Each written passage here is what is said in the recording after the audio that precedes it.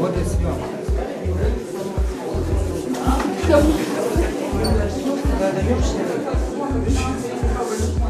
Ką moteris menininkės turi išskirtinio skirtingai nuo vyrų menininkų. Būtent, kad moteris turi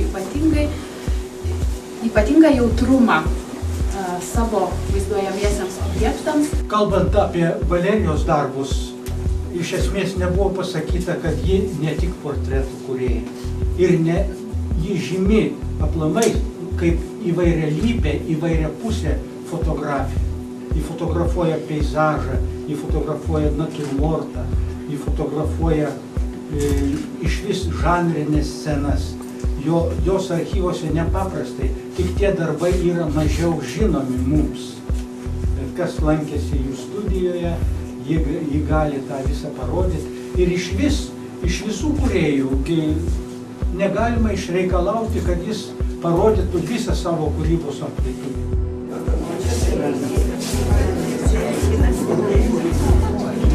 Parodės jo.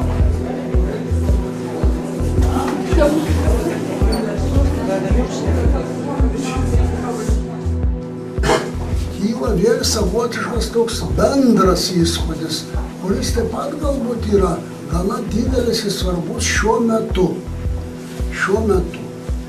Man tai tokia kyla mintis, kad paroda tai paroda, bet tai yra žmogaus atvaizdas. Su ją drauge čia atsiranda žmogus, Dichavičius, be kurio nebūtų šito veiksmo, tos parodos, tų kūrinių, tos didžiulės visumos.